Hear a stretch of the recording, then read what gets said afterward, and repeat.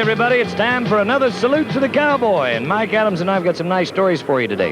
In the bareback riding competition about the time I was born, 1947, Bob Deuce, a gentleman who has two daughters who Mike's going to talk about in a minute, was winning world titles in Canada. Then come along Dale Trotter, behind Bob's 5. Told Trapper he's won 7. So two men have won 12 Canadian titles in an event that's quite strenuous. I think you're going to like the competition. Now, Bob Deuce is a father of Joy and Joy Deuce and Jerry Deuce, the trick riding champions. I think you've got something on them. We sure do, Bob. We're going to have the Deuce sisters coming up. Of course, Jerry is now Jerry Phillips, so we'll talk about trick riding and barrel racing with the two sisters. But you know, the ladies of rodeo, of course, are the glamorous part of the sport. But I think they'd like to shake the image of being just the dress-up material. There's no question they are a bona fide part of rodeo. In one 15-second ride, the ladies can capture the hearts of an audience.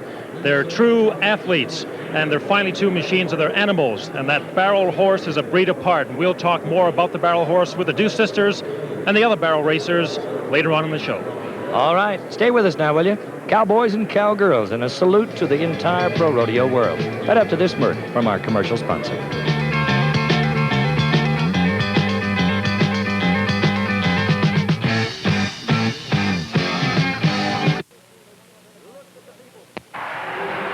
Look at the people. What are they here for? They want to identify with something. Something of the Old West. Some wear hats, some don't. Some have boots on, some don't. You don't have to be a cowboy to identify with this man as we salute him. Brad Pearson of Wardlow, Alberta. Star Sweets the horse. And we're off and running for an 8-second battle in the bareback riding. And he is not going to make it. Not every cowboy that nods his head here today will make it. Not every cowboy that puts on a number or enters a rodeo will make it. But he still deserves the attention that this audience has given him. Over 1 million people we expect this year to one of the biggest rodeos in the world, the Calgary Stampede. Between the 9th and the 18th of July, I'd like you to be one of them. We'll be there. Television cameras, people, some have never seen rodeo before, for one of the largest extravaganzas of Western entertainment. Remember, the Calgary Stampede pays over $500,000. Mike Adams has a chance to talk to Joe Alexander, who's won 5 world titles, and about his life. Michael? Joe, you're the reputed Gordie Howe of bareback and rodeo. You're what bareback is all about. You've been in the sport some 20 years now. There had to be a lot of changes since you first got into it and what you're doing here today. Yes, there is. Back when I first started, like most of the cowboys would go to like maybe 50 or 60 rodeos, and now they go to 150 or 60, and it's a lot faster pace, and they win a heck of a lot more money than they used to, too. You've developed a unique style of bareback riding that a lot of youngsters are emulating. Has that bareback style helped you to all those 5 world championships? Well, I think so. I never really got seriously hurt in the way I rode. Always rode with a lot of control and a lot of balance and a lot of timing, and it seemed to work out pretty good. Words like pretty good come out of a man's mouth who is great. They call him Alexander the Great, Joe Alexander. He's married, no children, owns an interest in a couple of Western stores. Says someday he'll go into real estate. Right now he's on a piece of real estate and a raring, jumping, kicking, trying to win some more money. His points here count in the States. His points in the States don't count here. But those things all have to be taken into consideration. The consideration right now is, whoops, we're gone from the pickup man. Save your life. 37 years old. His days are numbered in this event and in this sport. He's not an old man. He just put a lot out, and these people love him for what he's done, for what he's yet to do. Dale Trotter, a name in Canada. 7 times the Canadian champion. 5 times in America is Joe Alexander. He's one of those kind of guys. This man's style has written a whole new rule book. But you know what? He's told me so many times, I'd rather be in Wyoming, where I was born and raised, hunting and fishing. Someday maybe he'll have a game resort where you can meet Joe Alexander on a different level. Right now, I'm going to go to Mike Adams again and talk to Frankie Baylor. Whole different kind of guy. And he comes from right here in Canada. Michael? Frankie, another one of the small guys in the big sport of bareback riding. What makes bareback the toughest sport around? Well, it's pretty physically demanding. It's hard on your arm and your shoulder, and it just, after a while, it just starts getting to you. You wake up with a sore arm all the time, it seems like. I don't know, I'd rather ride bareback horses than bulls, though. Oh, I wouldn't doubt that at all. You're in the finals here. Who have you drawn for the ride this afternoon? I got an old horse called Idaho. I got on him. He was the first horse I ever got on at a professional rodeo. That was about 10 or 11 years ago. He bucked me off then, but I've had him since. You've had him since. You're expecting a good ride this afternoon. Well, he's a solid old horse. He's maybe not one of the best ones here, but he's a good one. Don't you just like this kid, the way he looks, the way he talks?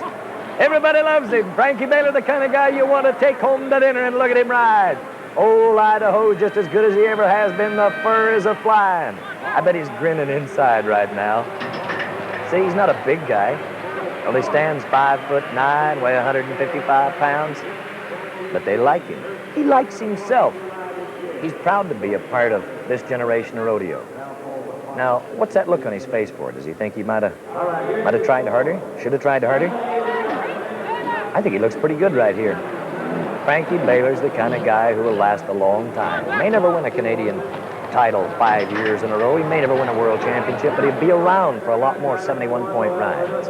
All right, as the fans look on, let's get ready to go to Lonnie Hall, Spearfish, South Dakota. Here's a guy who's a professional trout fisherman, you might say.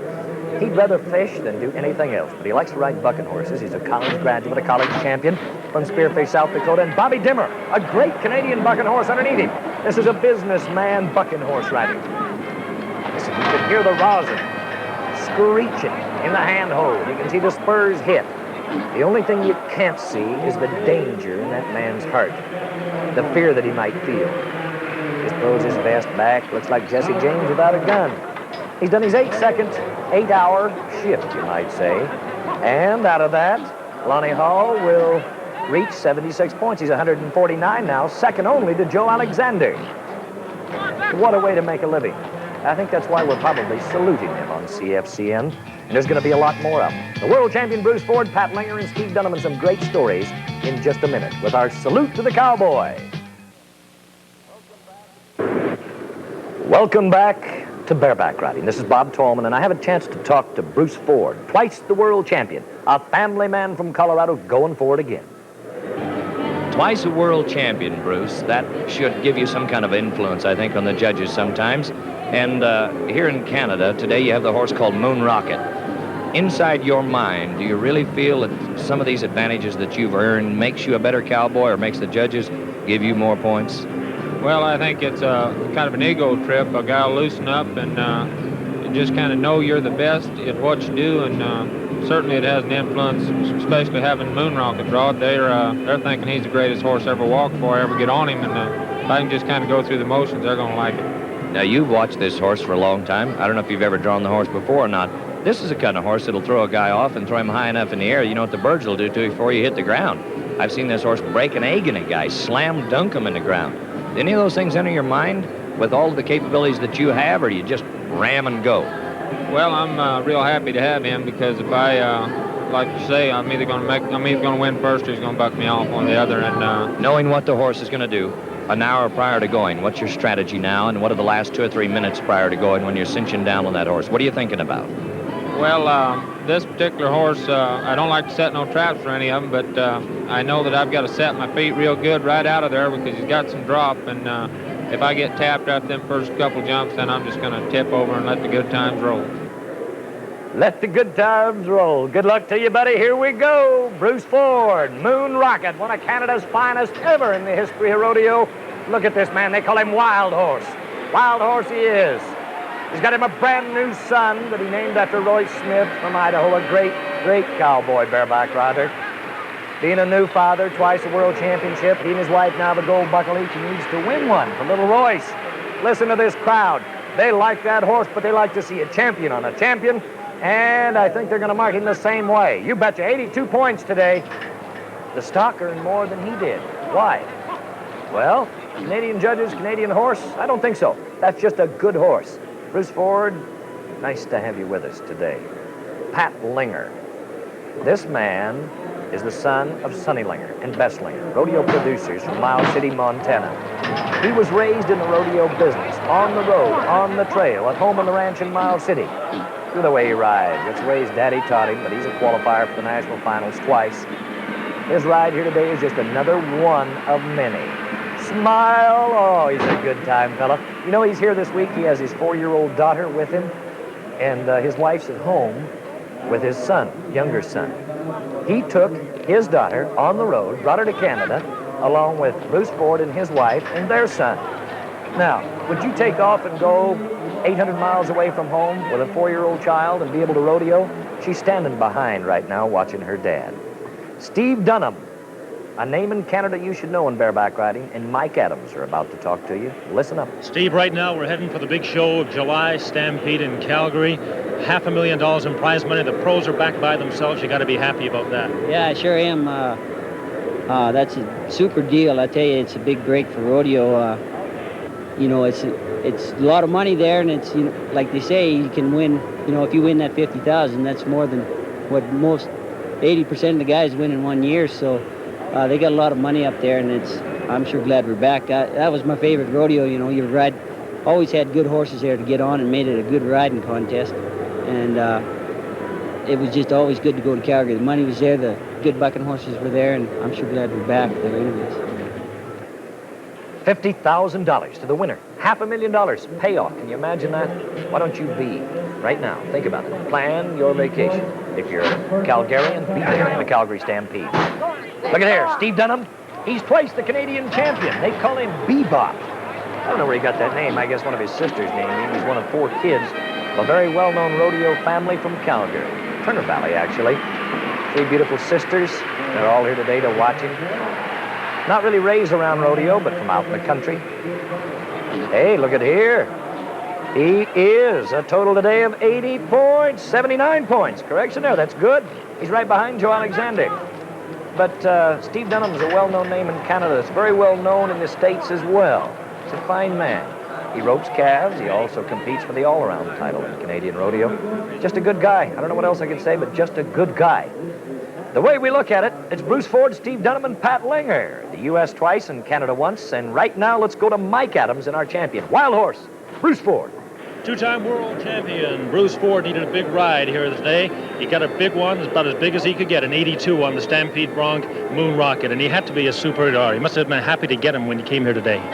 He's the one that a man sure wanted to draw out of all of them that's out today was Moon Rocket. Did you know him very well?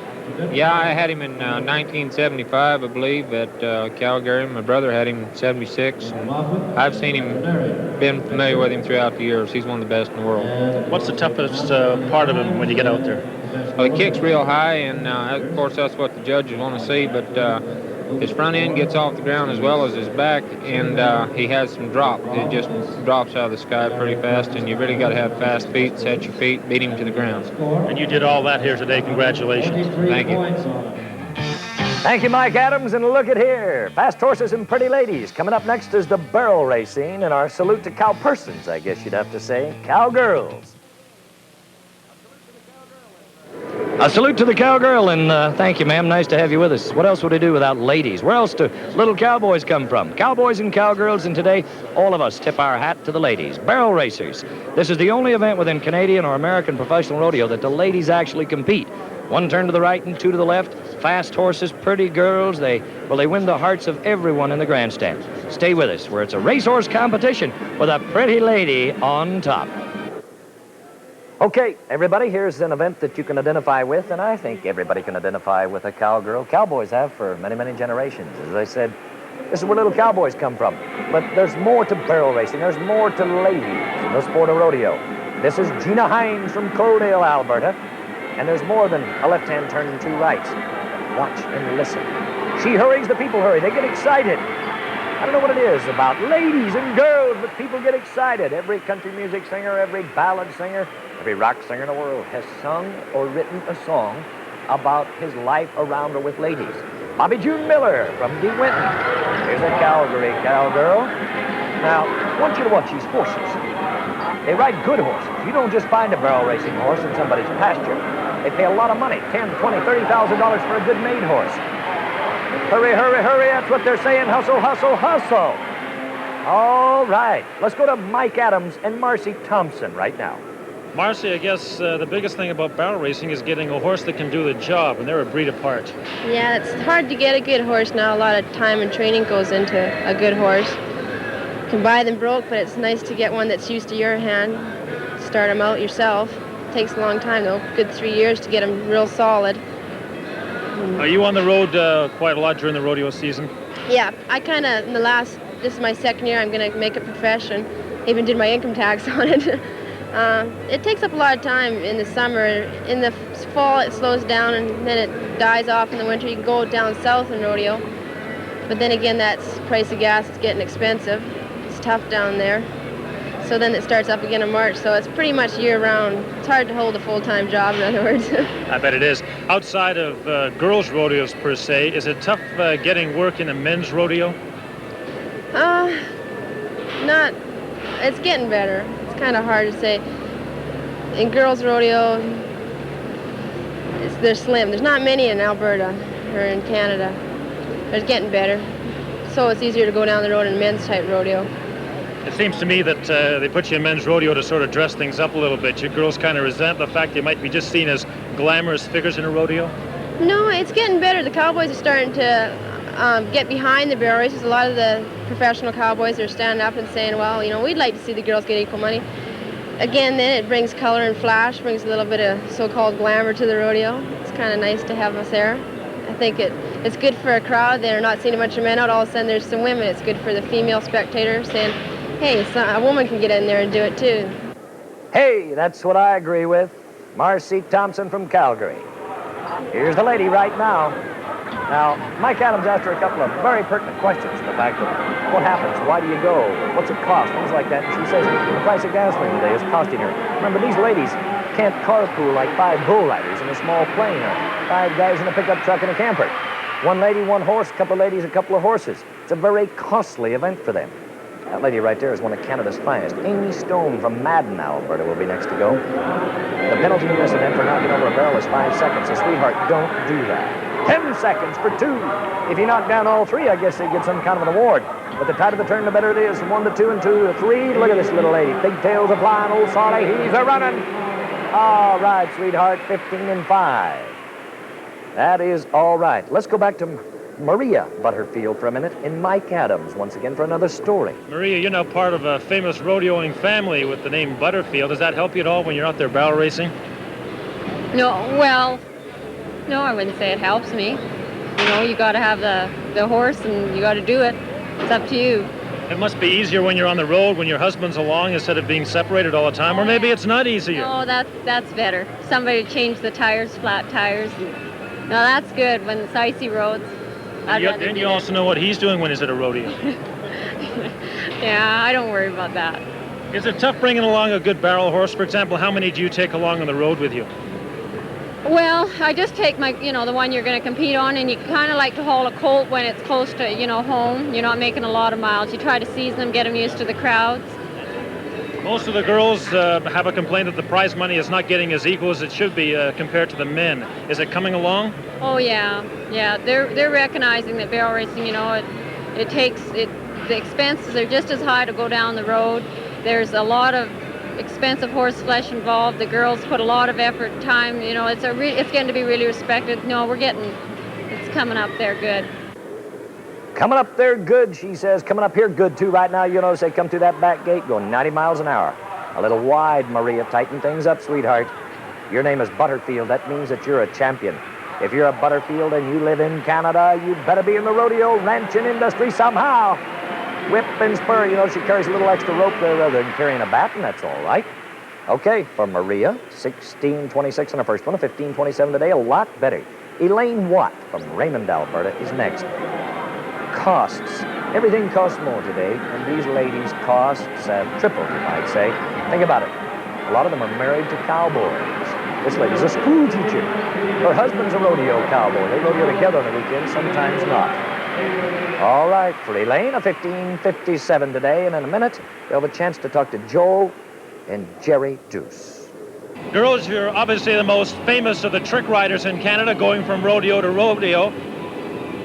What is the toughest thing about preparing yourself for trick riding? I know you got to have a good horse, and you had problems losing some of your horses at a fire at the Stampede a couple of years ago. What's the toughest thing about bringing a horse along for an event like that? Get them to be dependable all the time so they don't mess up. Like I had a new one here, and he messed up one day, so I went back to my old one that I had. Now, if the horse messes up, how do you get him out of habits like that? Sometimes you just tune on him afterward and you can get the problem straightened out, and other times they just don't have the right disposition, and you might as well forget it. How do you girls decide which one of you is doing which tricks? I know one of you does the shoulder stand and the suicide drag. Which is the most difficult of the tricks? I'd say her back bend is the most difficult, and my trick is under the neck is the most difficult one. Let's talk about barrel racing. It's so important to have a good horse in barrel racing. How do you train one? Just keep working on it until you can find one that's going. I started mine last summer, and he's coming pretty good, but he can still make mistakes because he hasn't been going long enough. Like, usually it takes 3 years to get a horse solid where they won't make a mistake. Well, they won't make a mistake. That costs a lot of money. Horse flesh they're talking about. We talked about paying $5,000, $10,000, $15,000, $20,000 for one of these horses. That takes a lot of work, year-round work. And in a country where the seasons change and there's so much difference, you have to work inside and outside, sometimes in bad weather conditions. These ladies put hundreds of hours of time, practice, and all of those hours are very costly. Right there for Joy Deuce's 1616. A colt, she said, she started on last summer. Think about that. This horse here may be a little more polished. This is Trish Brown from Calgary. There's a lot of work that these ladies go into, and many of them are school teachers, secretaries, wives, mothers. They're normal human beings. They have other things in life to do, and then they have to put all of that extra time into these horses to try to make them winners so they can be winners. That's a good one there, 1555. Mary Paul, a lady from Gillis Bay, British Columbia, will be the last lady of the day. And I want you to remember that in all of our stories and all of our shows, and a salute to the cowboy, this lady and all of the ladies compete in nearly every Canadian and American rodeo in just one event, one of the 6 events that we feature. So our salute goes out to them. Without them, what else would we do? And you can hear from the crowd that they love it too. Ladies, you have always been a part of a cowboy's life. Trish Brown, you're a winner today with Bobby June Miller and Elaine Watt. Ladies and gentlemen, I'm Bob Tallman. What a way to salute cowboys and cowgirls on CFCN. Ladies, we salute you, and I hope you enjoyed the ladies' barrel racing today and the bareback riding. How much higher they'll jump and how much better they'll ride, I don't know, but it was great action. I'd also like to remind everybody that between the 9th and the 18th of July, $500,000, the largest purse in the history of Canadian rodeo, and I want you to join all of us from CFCN while we'll be at the Calgary Stampede. Now, for those of you in Alberta that have never been there, you should be there. It's one of the greatest extravaganzas of Western entertainment of all sorts, day and night, that you could be a part of. In our next show, something a little different. We're going to take you to school, to a rodeo college, where John Taylor and Bobby Romer will teach you how to fight bulls, how to put on makeup, and how to get in a barrel and take a beating. Then we're going to take you to the national finals. We're going to introduce you to Quail Dobbs and Skipper Voss and show you actual turmoil of fighting bulls. On behalf of Mike Adams for this show, I'm Bob Tallman for CFCN. Join us again, won't you, as we'll salute more cowboys in more fashions within our series, Salute to the Cowboys. We tip our hat to you, and happy trails, cowboys.